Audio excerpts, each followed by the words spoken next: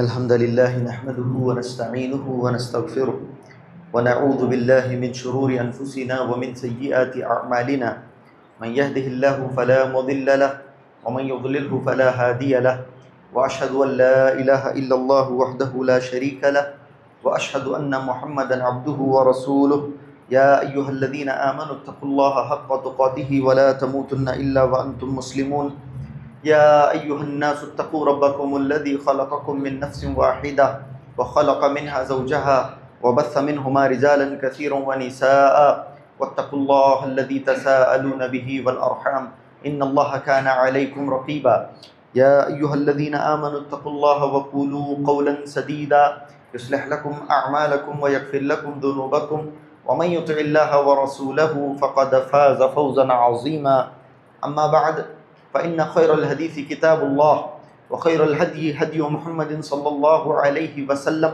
وشر الأمور محدثاتها وكل محدثة بدعة وكل بدعة ضلالة وكل ضلالة في النار فقد قال الله تبارك وتعالى في القرآن المجيد والفرقان الحميد أعوذ بالله من الشيطان الرجيم بسم الله الرحمن الرحيم لقد كان لكم في رسول الله أسوة حسنة رب اشرح لي صدري ويسر لي أمري واحلل عقدة من لساني يفقهوا قولي رب زدني علما سبحانك لا علم لنا إلا ما علمتنا إنك أنت العليم الحكيم. معزز حاضرین، ہر قسم کی تعریف، بڑائی، بزرگی اللہ رب العالمین کے لیے لائق و سزاوار ہے، اور درود و سلام ہو نبی آخر الزمان محمد مصطفیٰ صلی اللہ علیہ وآلہ وسلم کی ذات اقدس پر. اللہم صلی علی محمد وعلی آل محمد كما صليت على إبراهيم وعلى آل إبراهيم إنك حميد مجيد. اللهم بارك على محمد وعلى آل محمد كما باركت على إبراهيم وعلى آل إبراهيم إنك حميد مجيد. معزز حاضرین، پیارے نبی صلی اللہ علیہ وسلم کی حیات طیبہ کا سلسلہ رواں دواں ہے. غزوہ احزاب سے متعلق بہت سارے خطبات آپ کے سامنے پیش کیے گئے. پچھلا خطبہ غزوہ احزاب، غزوہ خندق سے متعلق آخری خطبہ تھا. اللہ رب العالمین نے مسلمانوں کی نصرت فرمائی، مسلمانوں کی مدد فرمائی، اور اللہ نے فرمایا کہ ہم نے ایسے لشکروں کے ذریعے تمہاری مدد فرمائی جن کو تم دیکھ بھی نہیں سکتے تھے. وَأَرْسَلْنَا عَلَيْهِمْ رِيحًا وَجُنُودًا لَمْ تَرَوْهَا، ہم نے آندھی بھیجی اور ہم نے ایسے جنود بھیجے، ایسے لشکر بھیجے جنہیں تم دیکھ بھی نہیں پائے. ان کی جھوپڑیاں، ان کے جتنے بھی ٹینٹس تھے سب کے سب اوندے پڑ گئے، ان کی ہانڈیاں الٹ گئیں، یہ لوگ بھاگ کھڑے ہوئے. ایسے سخت جاڑے کا موسم تھا، سخت سردی کا موسم تھا، برداشت نہیں کر پائے، اور جو لشکر جرار مسلمانوں کو ختم کرنے کے درپے تھا، مسلمانوں کو صفحہ ہستی سے مٹانے کا منصوبہ لے کر کئی دنوں سے محاصرہ کیے ہوئے تھا، ایک ہی رات میں اللہ رب العالمین نے آندھی بھیجی. فرشتوں کے ایسے لشکر اللہ رب العالمین نے بھیجے کہ ان کے پورے لشکر کو جو 10,000 سے زائد تھے اللہ رب العالمین نے الٹ کر رکھ دیا. یہ لوگ بھاگ کھڑے ہوئے. جب صبح ہوئی تو کوئی وہاں پر موجود نہیں تھا. اللہ رب العالمین کی جب مدد آتی ہے تو اس طرح سے اللہ رب العالمین کی مدد آتی ہے. اور اللہ کے نبی علیہ الصلوۃ والسلام اب محاصرے کے بعد کئی دنوں کی سخت اذیتوں کے بعد اللہ کے نبی صلی اللہ علیہ وسلم اب گھر تشریف لاتے ہیں. صحابہ اکرام اپنے ابھی گھر پہنچ بھی نہیں پائے ہیں، بعض پہنچے ہیں بعض نہیں پہنچے ہیں. اللہ کے نبی علیہ الصلوۃ والسلام گھر تشریف لائے. حضرت سیدہ ام سلمہ رضی اللہ تعالیٰ عنہ کے گھر تشریف لائے. خاص طور سے اللہ کے نبی علیہ الصلوۃ والسلام کی مختلف ازواج مطہرات تھیں. ابھی بہت ساری ازواج کو آپ صلی اللہ علیہ وسلم کے نکاح میں آنا باقی ہے، وہ آنے والے خطبات میں آپ سنتے رہیں گے. حضرت سیدہ ام سلمہ رضی اللہ تعالیٰ عنہ کے حجرے میں اللہ کے نبی علیہ الصلوۃ والسلام آتے ہیں. صحیح بخاری اور مسلم کی حدیث ہے. اللہ کے نبی صلی اللہ علیہ وسلم تشریف لائے اور آپ صلی اللہ علیہ وسلم نے اپنا جنگی لباس اتار کر غسل فرمایا. اللہ کے نبی صلی اللہ علیہ وسلم ادھر غسل کر رہے تھے کہ جبریل امین تشریف لاتے ہیں. بخاری مسلم کی حدیث ہے. حضرت جبریل امین تشریف لائے. وَعَصَبَ رَأْسَهُ الْغُبَارُ، دیکھتے ہیں اللہ کے نبی جبریل امین کو کہ انسانی شکل میں آئے ہیں، اور پورا جو سر ہے جبریل امین کا غبار سے اٹا ہوا ہے، دھول سے اٹا ہوا ہے، پورا سر کے اوپر دھول ہے حضرت جبریل امین کی. اور اللہ کے نبی صلی اللہ علیہ وسلم سے کہتے ہیں وَضَعْتَ السِّلَاحَ وَاللَّهِ وَمَا وَضَعْتُهَا، اے نبی صلی اللہ علیہ وسلم کیا آپ نے اپنے ہتھیار اتار دیے؟ اے نبی صلی اللہ علیہ وسلم کیا آپ نے اپنے ہتھیار اتار دیے؟ اللہ کی قسم میں نے تو اپنے ہتھیار نہیں اتارے۔ حضرت جبریل کہتے ہیں کہ میں نے ابھی اپنے ہتھیار نہیں اٹھائے ہیں۔ قم فخرج، اے نبی صلی اللہ علیہ وسلم اٹھیے اور نکلیے، ابھی آپ کا کام ہوا نہیں ہے، ابھی آپ صلی اللہ علیہ وسلم کا کام ہوا نہیں، اٹھیے آپ نکلیے۔ اللہ کے نبی نے فرمایا الی این، اللہ کے نبی کہتے ہیں جبریل امین سے، اے جبریل کہاں جانے کا حکم دے رہے ہیں، کہاں جانا ہے؟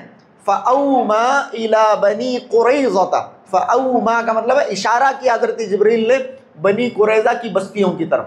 حضرت جبریل امین اس طرح سے کہاں جانا ہے؟ تو اللہ کے نبی صلی اللہ علیہ وسلم کو جبریل امین نے اس طرح سے اشارہ کیا کہ آپ کو وہاں جانا ہے، آپ کو وہاں جانا ہے۔ تو اللہ کے نبی علیہ السلام باہر آتے ہیں، آ کر اللہ کے نبی صلی اللہ علیہ وسلم نے علی الاعلان یہ بات کہہ دی، اور اللہ کے نبی صلی اللہ علیہ وسلم نے فوراً بنی قریظہ کی طرف کوچ کرنے کا صحابہ کرام کو حکم دیا۔ فوراً بنا کسی دیری کے اللہ کے نبی صلی اللہ علیہ وسلم نے صحابہ کرام کو یہ حکم دیا کہ تم بنی قریظہ کی طرف کوچ کرو۔ صحابہ کرام مہینوں کی مصیبت میں ہیں، کتنے مہینوں سے آپ دیکھیں، یعنی محاصرہ تو ایک مہینہ چلا، جب سے قریش آئے ہیں ایک مہینہ وہ چلا، لیکن خندق کب سے کھود رہے ہیں؟ اس سے پہلے سے خندق کھود رہے ہیں، برابر کئی مہینوں سے یہ جہد مسلسل کے اندر مسلمان تھے، کئی مہینوں سے انہوں نے خندق کھودی، اس کے بعد محاصرہ کیا۔ جب مشرکین نے تو ان کا جواب دینے کے لیے ڈٹے رہے، وہیں پر اڑے رہے، اور ایسا معاملہ تھا جیسے میں نے آپ کے سامنے پچھلے خطبات میں بھی بتایا ہے کہ بالکل وہاں سے ہٹنے کی گنجائش نہیں تھی، پلک جھپکنے کی گنجائش نہیں تھی، آرام کی گنجائش نہیں تھی کہ کب مشرکین کا لشکر اندر گھس آئے یہ پتہ نہیں تھا۔ اسی لیے مہینوں کی جہد مسلسل ہے، مہینوں سے اذیتیں برداشت کر رہے ہیں، صعوبتیں برداشت کر رہے ہیں، جسم جواب دیا جا چکا ہے۔ ایسے میں ابھی گھر تشریف لا، ایک فتح ملی ہے اللہ رب العالمین کی طرف سے، مشرکین بھاگ کھڑے ہوئے ہیں، اللہ کے نبی صلی اللہ ابھی گھر آئے ہیں، لیکن ابھی فرصت نہیں، وقت فرصت ہے کہاں، کام ابھی باقی ہے۔ اس طرح کا معاملہ ہو گیا۔ جبریل امین آئے، نہیں ابھی آپ کو ہتھیار اتارنے کی کسی کو اجازت نہیں ہے، ابھی ہم نے نہیں اتارے، ہم نے کا مطلب فرشتوں نے ابھی بھی ہتھیار نہیں اتارے ہیں، آپ اٹھیے۔ تو اللہ کے نبی صلی اللہ علیہ وسلم آئے، صحابہ اکرام کو اللہ کے نبی صلی اللہ علیہ وسلم نے ایک منادی کے ذریعے ندا لگوائی۔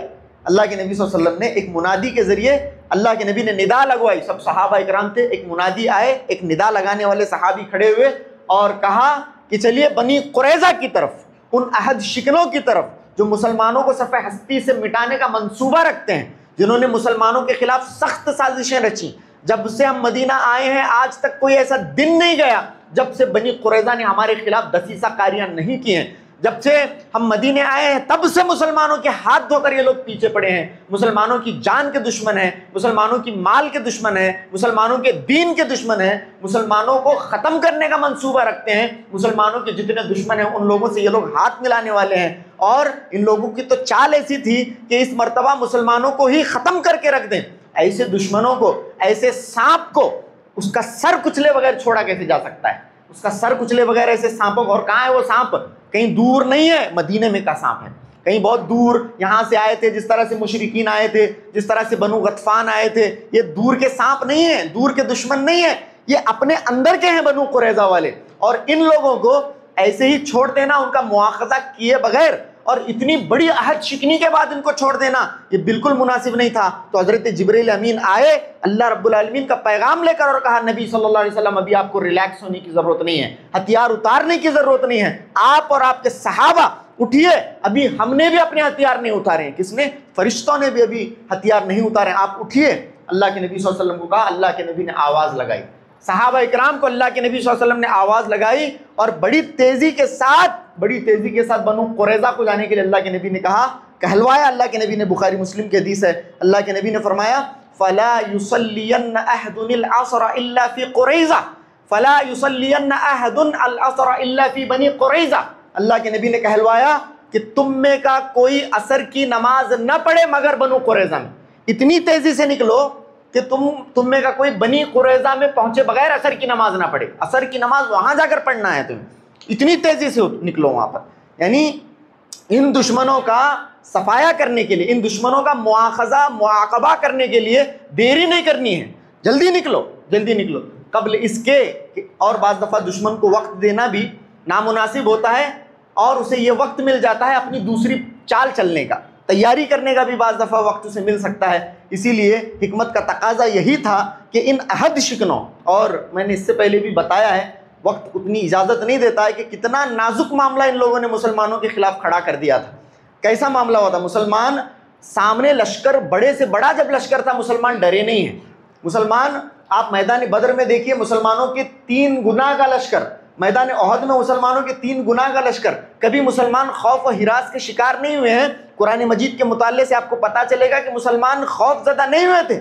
لیکن غزوہ احزاب کے اندر ایسا معاملہ ہو گیا تھا کہ مسلمانوں کے بارے میں زلزلوا زلزالا شدیدہ کہا، اور یہ کہا کہ ان کے دل حلق میں آ گئے تھے، ان کے دل حلق میں آ گئے تھے. ایسا سچویشن کریٹ ہو گیا تھا. کیوں؟ میدان بدر میں نہیں ہوا، میدان احد میں مسلمانوں کا یہ معاملہ نہیں ہوا. یہاں اس لیے ہوا کہ پورے کا پورا مدینہ نرغے میں تھا، مسلمانوں کی عورتیں نرغے میں تھیں، مسلمانوں کے بچے نرغے میں تھے، مسلمانوں کا ایمان، مسلمانوں کے اموال، مسلمانوں کی اپنی جانیں، سب کچھ. اور یہ کس وجہ سے؟ ارے وہ لوگ تو اس طرف تھے، خندق کے اس پار تھے، ان لوگوں سے اتنا زیادہ خوف نہیں تھا. یہ بنی قریظہ نے جو عہد شکنی کی، بہت معاملہ نازک ان لوگوں نے کر دیا تھا. بہت نازک معاملہ جب انہوں نے کر دیا، اب یہ لوگ مواخذے کے بغیر ان کو چھوڑا نہیں جا سکتا ہے، ان کی گرفت ضروری تھی. تو اللہ کے نبی نے صلی اللہ علیہ وسلم یہ ندا لگوائی، فَلَا يُصَلِّيَنَّ أَحَدٌ الْعَصْرَ إِلَّا فِي بنی قریظہ. تم میں کا کوئی عصر کی نماز نہ پڑھے مگر بنی قریظہ میں. بنی قریظہ کو جا کر، یعنی اس کا مطلب آپ صلی اللہ علیہ وسلم بڑی تیزی سے نکلنے کے لیے کہہ رہے ہیں، بڑی تیزی سے اللہ کے نبی صلی اللہ علیہ وسلم نکلنے کے لیے کہہ رہے ہیں. یعنی ظہر کی نماز میں اگر ہم یہ کہیں کہ ہمیں کہیں پر پہنچنا ہے، کسی جگہ پر پہنچنا ہے، لیکن عصر کی نماز وہیں جا کر پہنچنا ہے. مثال کے طور پر ہمیں ہبلی کو جانا ہے، دھارواڑ کو جانا ہے، بیلگام کو جانا ہے، ہم 2 بجے نکل رہے ہیں، 3 بجے، اگر کوئی نہیں جاؤ عصر کی نماز وہاں پڑھیں گے، دیر ہو رہی ہے، اس طرح سے. یعنی ایسا اللہ کے نبی صلی اللہ علیہ وسلم نے کہا کہ جلدی چلیے. تو صحابہ اکرام نکلے. صحابہ اکرام جب نکلے تو اللہ کے نبی صلی اللہ علیہ وسلم نے دیکھا کہ غبار ہے، غبار. ایک طرف اللہ کے نبی نے دیکھا بنی غنم، ایک قبیلہ تھا انصار کا، وہاں پر اللہ کے نبی صلی اللہ علیہ وسلم نے دیکھا کہ آسمان میں غبار ہے. گویا کہ ایک لشکر اللہ کے نبی سے پہلے نکل چکا ہے. اللہ کے نبی صلی اللہ علیہ وسلم کے اور صحابہ اکرام سے پہلے ایک لشکر نکل رہا ہے، آگے نکل چکا ہے. اللہ کے نبی نے آسمان کی طرف دیکھا، دور ایک لشکر ہے اور غبار اڑ رہا ہے، غبار اڑ رہا ہے. یہ فرشتوں کا لشکر تھا. یہ کس کا لشکر ہے؟ فرشتوں کا لشکر ہے. فرشتوں کا لشکر اللہ کے نبی صلی اللہ علیہ وسلم اور صحابہ سے پہلے بنی قریظہ کی طرف کوچ کر چکا ہے. سبحان اللہ. اور دیکھیے، ایک فرشتہ بھی کافی ہے ان لوگوں کا کام تمام کرنے کے لیے، لیکن اللہ رب العالمین نے بالخصوص یہاں پر بنی قریظہ کے معاملے میں فرشتوں کا استعمال اس لیے لیا کہ ان کے دلوں کو دہلا کر رکھ دے، ان کے دلوں کے اندر خوف اور ہراس شامل کر دے، ان کے اندر روب ڈال کر پوری بنو قریظہ کی بستی کو مرعوب کر کے رکھ دے، مسلمانوں کا خوف ان کے اندر ڈال دیا جائے. اس لیے فرشتے گئے اور اللہ کے نبی صلی اللہ علیہ وسلم نے اپنے سے پہلے آگے غبار آسمان پر دیکھا اور یہ معلوم ہوا کہ یہ کس کا لشکر ہے؟ فرشتوں کا لشکر ہے. سبحان اللہ. تو اس طرح کا معاملہ ہوا. صحابہ اکرام نکل پڑے، اللہ کے نبی علیہ الصلوۃ والسلام نکل پڑے. حضرت سیدنا علی ابن ابی طالب رضی اللہ تعالیٰ عنہ کے ہاتھ میں مسلمانوں کا پرچم ہے. بنی قریظہ کی طرف 3000 مسلمان رواں دواں ہیں، 3000 مسلمانوں کا لشکر رواں دواں ہے بنی قریظہ. اب یہاں پر ایک معاملہ پیش آتا ہے. راستہ ہے، اور آج جو معاملہ ہے ویسا تو نہیں تھا کہ فوراً ہم نے ایک بس پکڑی، ٹرین پکڑی، پلین پکڑی اور فوراً ڈپارچر کا یہ ٹائم ہے، ارائیول کا وہ ٹائم ہے اور فوراً ہم وہاں پر پہنچ گئے. ایسا تو نہیں تھا معاملہ. راستہ پر خطر ہوا کرتا تھا، جانوروں کا معاملہ ہوا کرتا تھا. بعض لوگوں کے جانور سست رفتار ہوتے تھے تو بعض لوگوں کے جانور برق رفتار ہوتے تھے. انسان کی اپنی تھکان کا بھی معاملہ ہوتا تھا. کچھ لوگ چست ہوتے تھے، کچھ لوگ سستی کے شکار ہو چکے ہوتے تھے، عمر درازی کی وجہ سے ہو، بیماری کے سبب ہو، تھکان کے سبب، بہت سارے فیکٹرز ہو سکتے ہیں، بہت سارے فیکٹرز. معاملہ یہ ہوا کہ راستے ہی میں عصر کا وقت ہو گیا. اللہ کے نبی نے کیا فرمایا صلی اللہ علیہ وسلم؟ بخاری مسلم کی حدیث ہے یہ. آپ نے فرمایا کہ تم میں کا کوئی عصر کی نماز نہ پڑھے مگر بنی قریظہ میں، وہاں پر جا کر تمہیں عصر کی نماز پڑھنی ہے. لیکن راستے ہی میں عصر کی نماز کا وقت ہو گیا. راستہ ہے ابھی، عصر کی نماز کا وقت ہو گیا. یہاں پر صحابہ اکرام کے درمیان ڈفرینس آف اوپینین ہوا. صحابہ اکرام کے اندر اختلاف ہوا، ایک مختصر سا اختلاف، ایک ایسا اختلاف جو مخالفت پر مبنی نہیں تھا، آپس میں دشمنی پر مبنی نہیں تھا، آپس میں آستین کو کھینچ لینا اور ایک دوسرے کو کافر مشرک کہنے پر مبنی ایسا اختلاف نہیں تھا. یہ ایک اختلاف تھا فقہی اختلاف، سمجھ کا اختلاف. اللہ کے نبی صلی اللہ علیہ وسلم نے یہ کہا کہ تم میں کا کوئی عصر کی نماز نہ پڑھے مگر بنی قریظہ میں. تو بعض صحابہ نے کیا کہا عصر کی نماز کا وقت گرچہ ہو چکا ہے لیکن ہم اللہ کے نبی صلی اللہ علیہ وسلم کی حکم کی تعمیل کرتے ہوئے عصر کی نماز بنی قریظہ کی بستی میں ہی پڑھیں گے، وہاں پر جائیں گے وہیں پر پڑھیں گے، کیونکہ نبی نے حکم دیا ہے، کلیئر ہمارے لیے نبی صلی اللہ علیہ وسلم کا یہ حکم ہے کہ تم میں کا کوئی عصر کی نماز نہ پڑھے مگر بنی قریظہ میں۔ بعض صحابہ نے کہا نہیں، تم نے نبی کی بات کو نہیں سمجھا۔ بعض نے اللہ کے نبی کے باتوں کا ظاہری مطلب لیا، بعض نے یہ معنی لیا، معنی یہ لیا تم نے نبی کی بات کو نہیں سمجھا۔ آپ صلی اللہ علیہ وسلم ہمیں تیزی سے نکلنے کے لیے یہ بات نبی نے کہی تاکہ ہم اپنا وقت برباد نہ کریں، تیزی سے نکلنا یہ نبی صلی اللہ علیہ وسلم چاہتے تھے۔ اب جب راستے ہی میں وقت ہو گیا ہے عصر کا تو اب اللہ کے نبی کی بات کا یہ مطلب نہیں تھا کہ وقت ہو جانے اور وقت گزر جانے پر بھی عصر کی نماز نہ پڑھو، لہٰذا ہم یہیں پر عصر کی نماز پڑھیں گے، ہم لوگ یہیں پر عصر کی نماز پڑھیں گے۔ نبی نے جو ہمیں کہا تھا کہ تیزی کر عصر کی نماز وہیں پڑھنی ہے، اس سے مراد تیزی کرنے میں تھی، اس سے جلدی کرنے میں مراد تھی، اسی لیے راستے میں اب عصر کا چونکہ وقت ہو گیا ہے اور عصر کی نماز کی اہمیت بھی ہو سکتا ہے کہ مسلمانوں کی پیش نظر ہو، اسی لیے بعض صحابہ اکرام نے وہیں عصر کی نماز پڑھی، بنی قریظہ کو پہنچ کر نہیں پڑھی، وہیں چونکہ وقت ہو گیا تھا وہیں پر انہوں نے نماز پڑھی، بعض نے وہاں جا کر نماز پڑھی، اس طرح کا صحابہ اکرام کا معاملہ ہو۔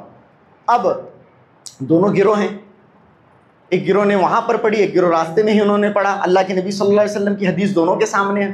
اللہ کے نبی علیہ السلام کو اس کی خبر دی گئی کہ اللہ کے نبی صلی اللہ علیہ وسلم آپ نے ایسے ایسے کہا تھا، تو لہٰذا مسلمانوں کے درمیان اختلاف ہوا، بعض وہاں پر نماز بعض نے پڑھی اور بعض راستے ہی میں انہوں نے نماز پڑھی، تو اللہ کے نبی صلی اللہ علیہ وسلم نے کس گروہ کی طرف آپ سمجھتے ہیں کہ گئے ہوں گے؟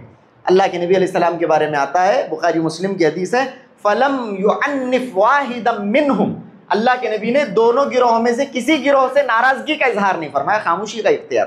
اللہ کے نبی نے خاموشی اختیار کی، گویا کہ آپ صلی اللہ علیہ وسلم یہ کہنا چاہ رہے ہیں کہ دونوں گروہوں نے صحیح کیا، دونوں گروہوں نے صحیح کیا۔ یہ معاملہ اللہ کے نبی صلی اللہ علیہ وسلم نے کسی بھی گروہ کو اللہ کے نبی صلی اللہ علیہ وسلم نے ایسا ویسا نہیں کہا، اور یہ نہیں کہا کہ تم نے صحیح کیا اور تم نے غلط کیا۔ دونوں گروہ تھے، دونوں کے پاس اپنی دلیل تھی، وہی دلیل دونوں کے پاس ہے، لیکن دونوں کی انڈرسٹینڈنگ الگ ہے، انہوں نے اسی حدیث کو ایسے سمجھا، انہوں نے اسی حدیث کو ایسے سمجھا۔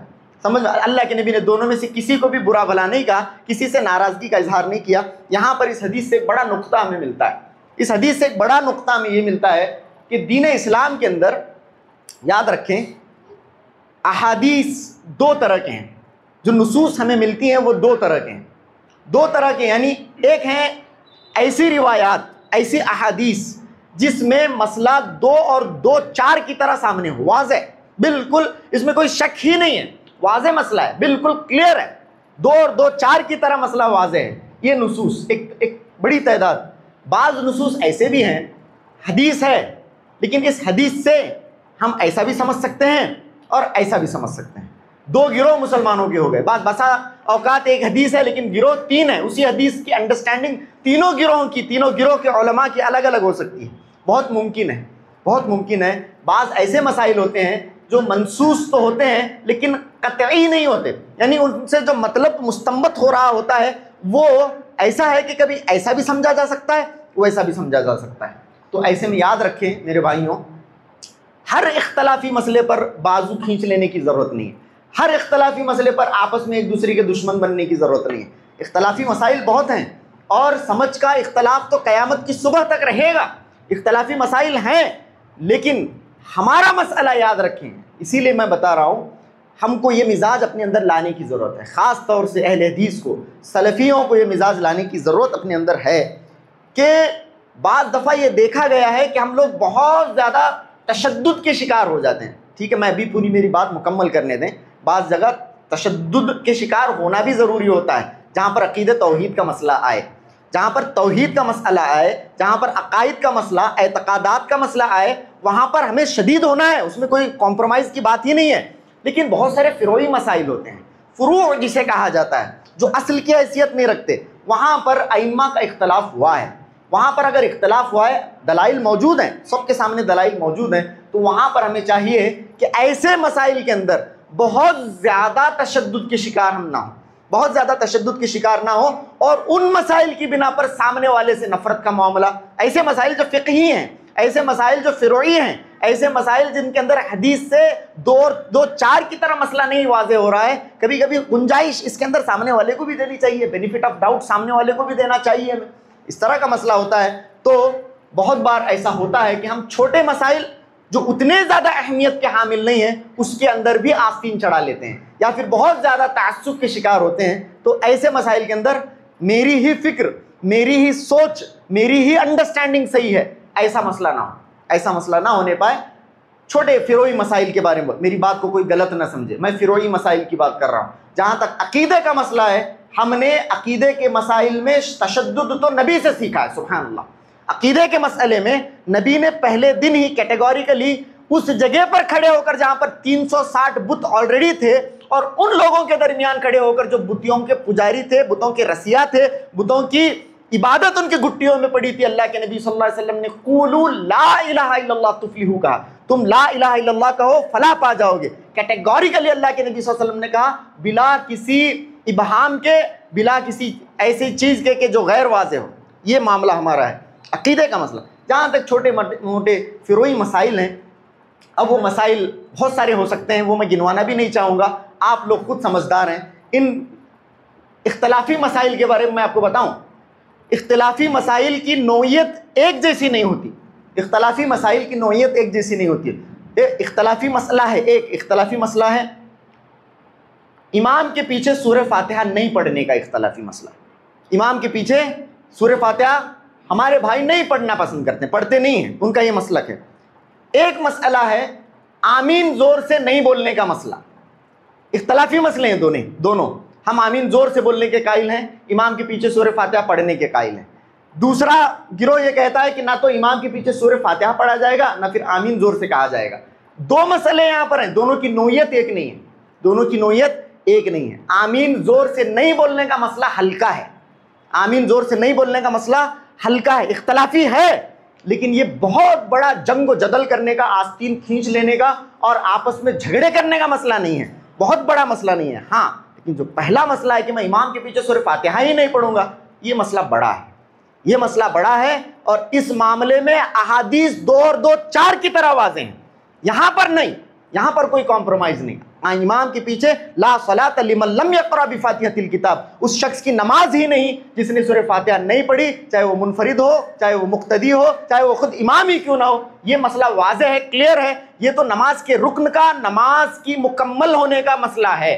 رہی بات آمین بالجہر کی یا پھر اپنے تشہد کی انگلی کو حرکت دینے کا مسئلہ ہے، ہم لوگ کچھ لوگ اس طرح سے حرکت دیتے ہیں تو کچھ لوگ اس طرح سے حرکت دیتے ہیں، کچھ لوگ تورک کرتے ہیں، یعنی اپنی چپے پر بیٹھتے ہیں چوتھی رکعت میں، کچھ لوگ نہیں بیٹھتے ہیں۔ یہ مسائل اہم ہیں، احادیث سے ثابت ہے، اس میں کوئی شک نہیں، لیکن سامنے والا اگر اسے کچھ ترک کر رہا ہے تو یہاں پر اتنی زیادہ اس کی اختلاف اور مخالفت اور نفرت کی بنیاد اس پر نہیں ڈالنی چاہیے۔ بعض مسائل ایسے ہیں یقیناً کہ جس پر لوگ آنے چاہیے لیکن آ نہیں رہے ہیں اپنے تعصب کی بنا پر۔ خیر، یہ مسئلہ ہے، یہاں سے یہ واضح ہوتا ہے۔ اللہ کے نبی صلی اللہ علیہ وسلم نے دونوں میں سے کسی گروہ کی تنبیہ اللہ کے نبی نے نہیں فرمائی، مذمت نہیں فرمائی۔ اچھا، یہاں پر رک کر ایک اور مسئلے کی ہم وضاحت کرتے ہیں۔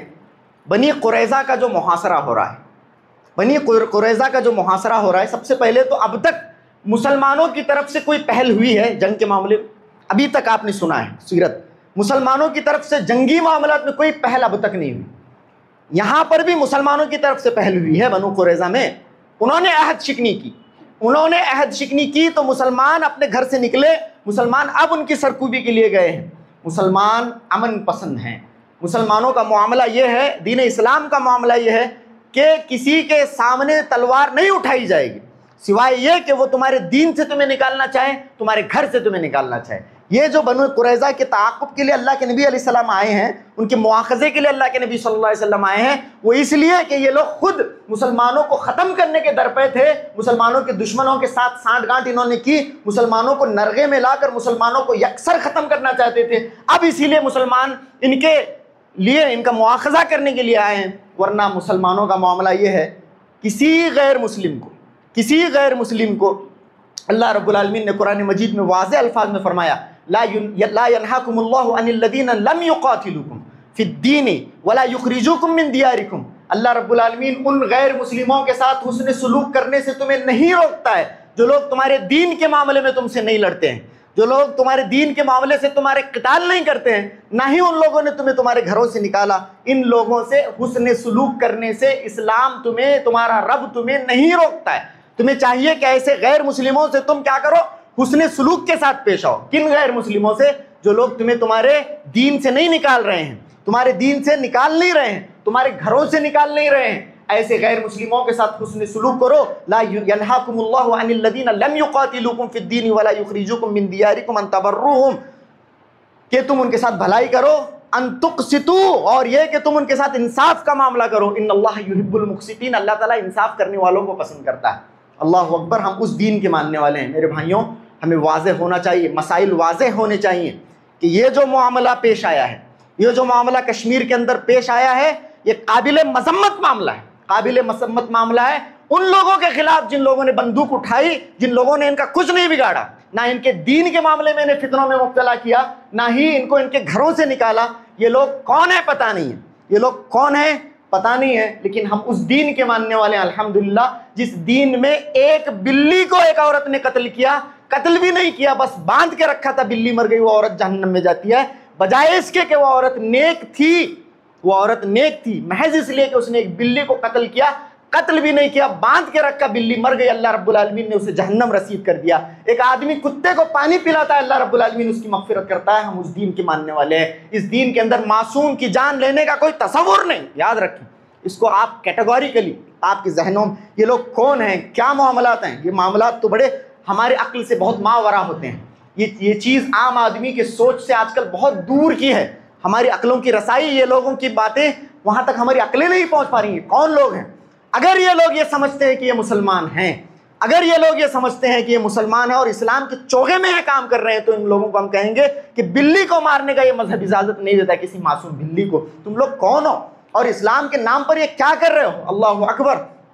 زبان سے تو بعض دفعہ ایسے کلمات نکلتے ہیں، نکلنا چاہ رہے ہیں، لیکن اس نبی کا کلمہ پڑھنے والا میں بھی ہوں، جس نبی کا کلمہ پڑھنے کا دعویٰ تم کرتے ہو، اس نبی کا کلمہ پڑھ کر اگر تم مسلمان ہو بھی، ورنہ کون ہو پتہ نہیں، اگر تم مسلمان ہو اور جان لے رہے ہو، ارے میرے نبی کا کلمہ پڑھنے کے بعد تو میں میرے زبان سے برے الفاظ نکال نہیں پا رہا ہوں، تمہارے لیے میرے زبان سے برے الفاظ نکل نہیں پا رہے ہیں، کہیں میں کچھ غلطی تو نہ کر دوں اور کہیں ظلم تو نہ کروں، اس طرح سے ہمیں خوف ہوتا ہے کہ میری زبان سے کوئی گالی گلوچ تو نہیں نکل جائے، کیونکہ میں نے اس نبی کا کلمہ پڑھا ہے، اور تم نے اس نبی کا نام لے کر نعوذ باللہ یہ کیا ہے۔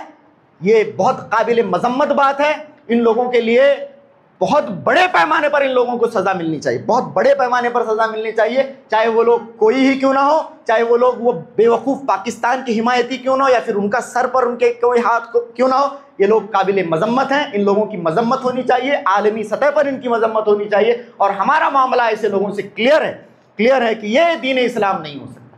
دین اسلام تو وہ ہے جہاں پر بہائم، جانوروں، چوپایوں سے حسن سلوک کا اللہ رب العالمین کیا دیتا ہے، حکم دیتا ہے۔ یہ لوگ مسلمانوں کے چوگے کے اندر اگر ہیں تو یہ لوگ انتہائی گھٹیا کام کرنے والے لوگ ہیں، ان لوگوں کا مواخذہ کرنے کی، معاقبہ کرنے کی ضرورت ہے۔ تو خیر، یہاں پر لیکن بنی قریظہ کا جو معاملہ ہوا، یہ مسلمان حق بجانب ہیں، مسلمانوں کے یہ لوگ صفحہ ہستی سے مٹانے کے لیے آئے تھے، مسلمانوں نے ان کا محاصرہ کیا، صحابہ کرام وہاں پر پہنچتے ہیں، اب یہاں سے ایک محاصرہ ہوتا ہے، پھر سے 20-25 دن کا محاصرہ چلتا ہے۔ بنی قریظہ کی بھی قلعے بڑے مضبوط تھے، دیواریں بڑی مضبوط ہیں، مسلمانوں نے ان کا محاصرہ کیا۔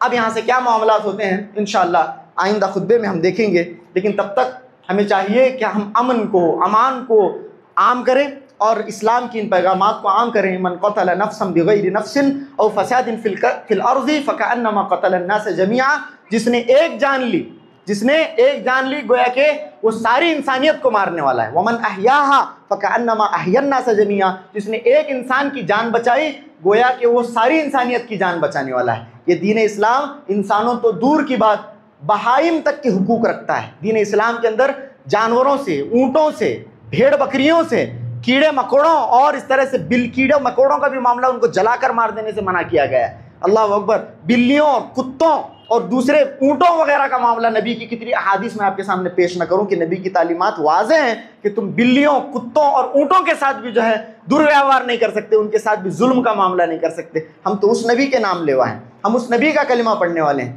تو چاہیے کہ ہم اپنے سٹینڈ کو اس مسئلے میں کلیئر کریں، واضح کریں کہ ہمارا یہ سٹینڈ ہے، چاہے کوئی ہی کیوں نہ ہو، چاہے کوئی ہی کیوں نہ ہو، ہم لوگ ایسے لوگوں کی مذمت کرتے ہیں اور ایسے لوگوں کی پرزور مذمت ہونی چاہیے۔ آخر میں اللہ رب العالمین سے دعا ہے کہنے اور سننے سے زیادہ عمل کی توفیق عطا فرمائے۔ وآخر دعوانا ان الحمد للہ رب العالمین، وصلی اللہ علی نبینا محمد وآلہ وصحبہ وسلم تسلیما کثیرا۔